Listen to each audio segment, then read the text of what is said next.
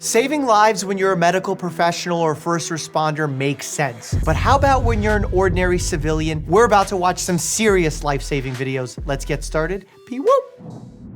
What was the reaction? What was the trigger? She's not allergic to anything that's known. She's had some salmon. Have you touched anything or? Okay, see, the way that she's talking, right away, we have to know that her airway is closing, so you have to act quickly. There is no use trying to figure out what this person is allergic to. The only important thing is to recognize the ABCs of first response. And in this case, the airway is being compromised, so you have to act quickly with that epinephrine, AKA an epinephrine auto-injector like an EpiPen.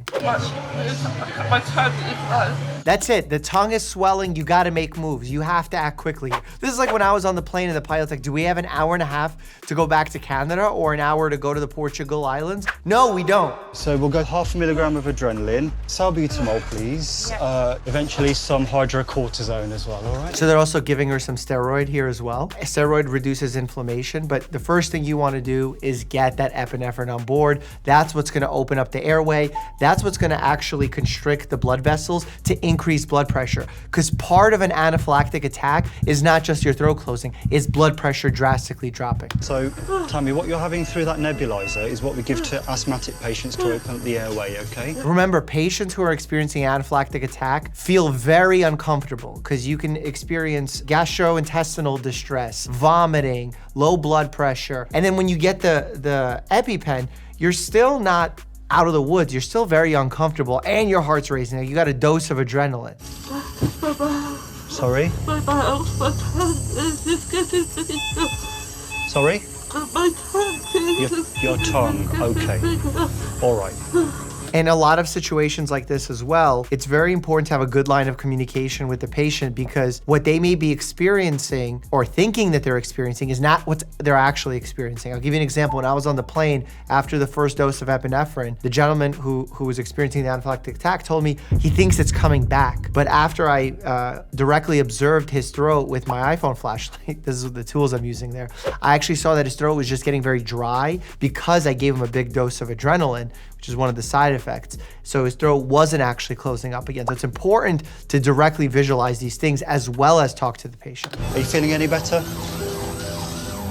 A little bit. Good, okay, so we've done something right then. See, using humor to diffuse the situation here is really powerful. He's not making her the target of the joke. They're both together making light of the situation in order to decrease that stress. Anything you can do to take away that anxiety will help the patient. Doctors still don't know what caused her allergic reaction. You know, in a lot of cases we don't know. That's why allergy testing along with a thorough history is really important here. There's even very unique situations where if you get a certain type of tick bite, a Lone Star tick bite, you could actually end up developing an allergy to red meat that you've never had in your life, which is what happened on the gentleman in the airplane that I was fortunate enough to be on at the time to save his life. 35-year-old mom Tila Levy turns away for just a moment. 11-month-old Etan on the changing table. On an elevated surface and in the presence of water like in a bath, you do not leave your children unattended, no matter how quick you think it is. Even with dogs, I would put in with dogs as well. The baby begins to roll, every parent's fear, and then he tumbles over the edge.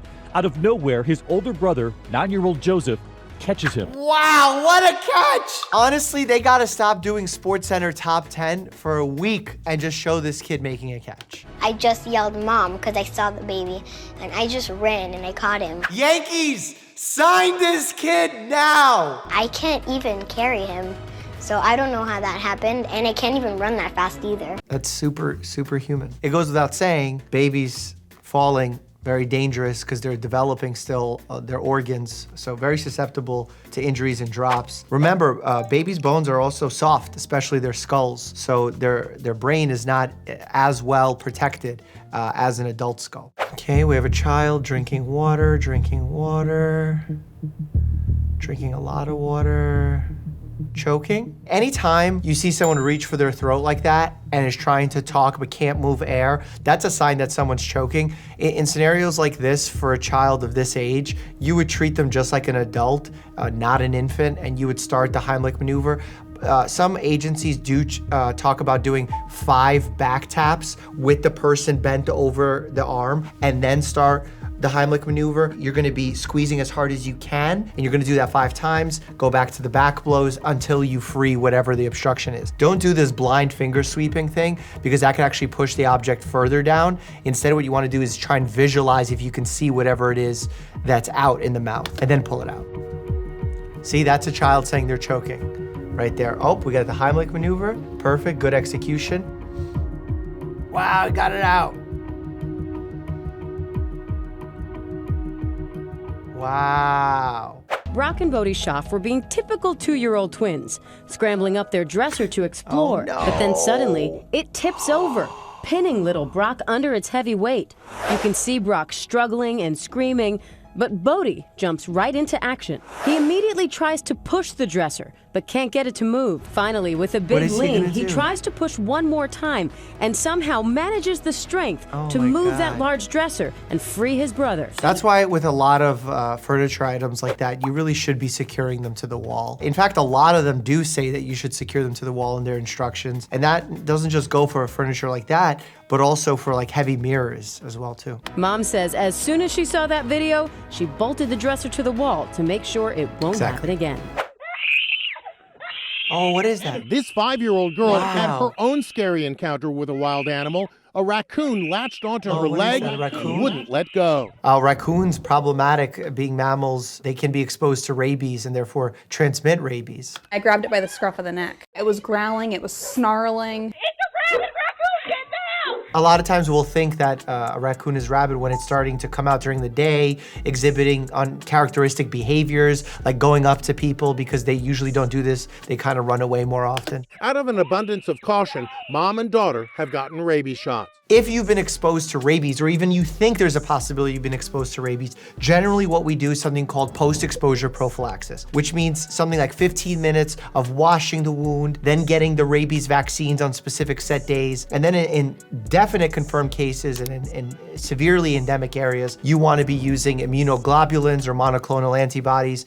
It's a family crisis that's unfolding in real time, but the little guy's parents, John and Jane Kohler, quickly realize this is serious. He was turning blue. Cyanosis, or turning blue, is one of the danger signs that not enough oxygen is moving. And with babies, you want to act fairly quickly, but at the same time stay calm and deliver those same back blows that we just talked about, the back thrusts. But with a baby, you want to hold them down so their head is lower than their body. By doing this, you're actually allowing gravity to help you free the obstruction, and then you do the same back thrusts. Now, if that fails, then you do the opposite. You flip them to the opposite side. Now on their back, head is still below, and then you're going to be doing the Heimlich maneuver with them laying on your arm. You don't want to do a full Heimlich maneuver on a child less than 1 year of age, because you can cause damage to their developing organs. Panic erupts.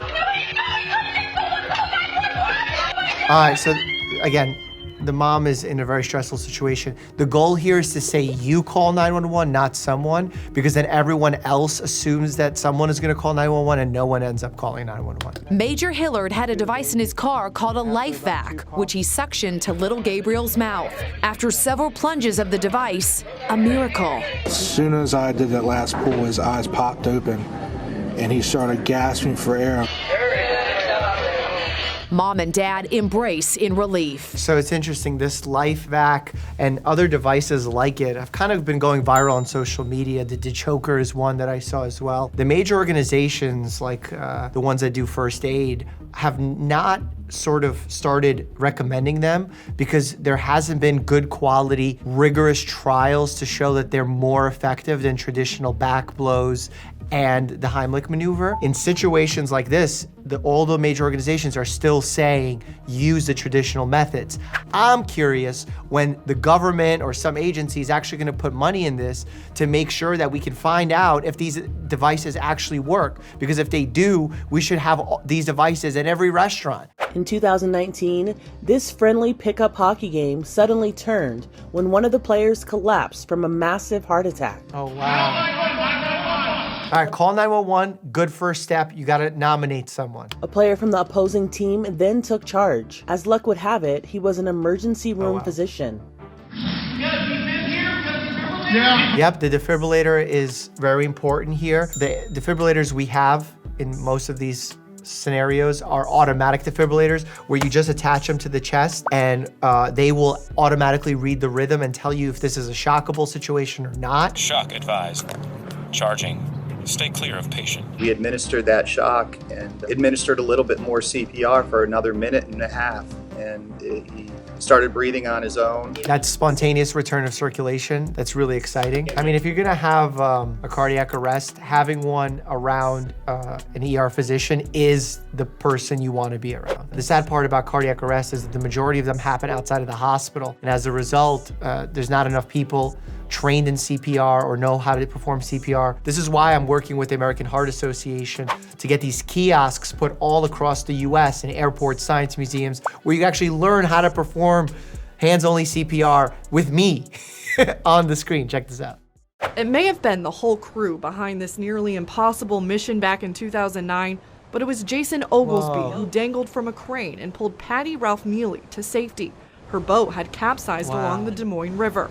Her husband died. She was saved. You know, it's very possible that you may be an individual who finds someone who's recently drowned and they're unconscious. In those situations, you want to start chest compressions right away. It's ideal, actually, and a lot of agencies do advise to do 2 rescue breaths before starting the chest compressions in a drowning victim scenario. Remember, in most cases, you're actually not going to have that much water go into the lungs. The larynx can actually spasm, preventing a lot of water from entering the lungs, and the small amount that could have gone into the lungs can actually get absorbed into the bloodstream. So it's really about getting that heart to pump, and it's pumping artificially because you're physically pumping it and circulating the blood that's actually still potentially having some oxygen in it. And obviously calling for help is the #1 thing you do.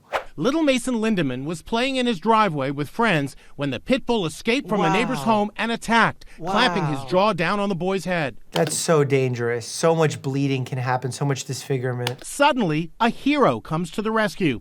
The teen who heard the boy's screams runs right into the path of danger. Watch as he deliberately diverts the pit bull's attention. Now the dog goes after him, giving the 6-year-old kid a chance to run home. The hero neighbor is also attacked when he loses his sneaker and falls to the ground. In a situation like this, you gotta roll up into a ball, protect your vital organs. Remember, if you get bitten in the carotids, if you get bitten into the stomach, that's where a lot of bleeding is gonna happen. But if you roll up into a ball, and most importantly, make fists so that your fingers can't get ripped off, you decrease the likelihood of very severe injury. If you are witnessing someone do this, the common thing that's taught is the wheelbarrow technique, where you lift up the dog's back legs. It's used more to break up dog fights between dogs, not dogs attacking humans, but that could be done as well. Making loud noises, shooting water, all these things are options. Just make sure you don't put yourself in danger, and never put your hands or fingers in between 2 dogs that are fighting or a dog that's attacking someone else, because what's gonna happen is your fingers are gonna get very, very damaged, and that's dangerous. Afterwards, for a child like this,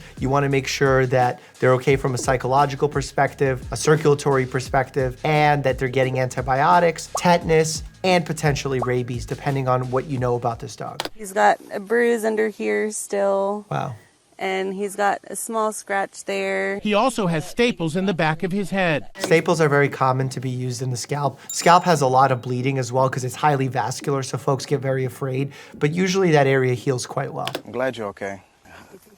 Grant suffered bite injuries to his hand while fighting off the pit bull. The dog was right on top of me, so I tried to grab his throat, and it bit me. That's why you gotta right away curl up into a ball or punches, fingers closed, because otherwise you will get bit. The 28-year-old woman seen Friday in the surveillance video inside the lobby of the DeLand Animal Hospital says after 2 days of being assaulted by her boyfriend, 39-year-old Jeremy Floyd, she convinced him to bring her dog to the vet. Then this note, handed off to the vet staff, saying her boyfriend was threatening her with a gun. I slipped her the note, and that's when I slid my glasses off to show her I had a bruised eye just so she would take me seriously. First of all, you have to give credit to the survivor of this IPV. And I go past calling it domestic violence because it's really intimate partner violence. We've sort of changed the way we refer to these things because domestic means you live in the home, and that could be a parent, a grandparent. Intimate partner is someone you could just go on a date with. And violence doesn't just mean physical violence. It could be verbal violence as well. Then she saw an officer through the window. First, a sigh of relief. Officer safely taking Floyd and his loaded handgun into custody. The victim, thankful the employees got her the help she needed. These are terrible situations, and so many factors go into them. Just even a patient sharing that with you is really powerful, and there's evidence to show that thanking a patient for sharing that with you goes a really long way. The way that I've sort of been trained to think about this is an approach of empathy, validation, and then assistance. You want to be as empathetic as possible. You want to be understanding as possible. Then validating that the patient doesn't deserve this, that this isn't their fault, because a lot of times they've not necessarily been brainwashed, but been misled to believe that this is happening to them and it's their fault, it's their problem. And then finally offering assistance, not forcing assistance, because that can backfire for a whole host of reasons. And as medical providers, we're also trained that if somehow the abuser is in the office, in the exam room, etc., it's best not to confront them and let the patient guide the situation, unless there's imminent danger. Of course, in that case, you're calling local authorities. It's really all about making sure the patient has resources and safety and a plan of action if they feel their life is truly in danger. And if you yourself are a victim of IPV, I have links and resources down below to get yourself help. Check out this video where a patient actually filed a complaint against me. I think it's worth watching because it's a good learning experience, and as always, stay happy and healthy.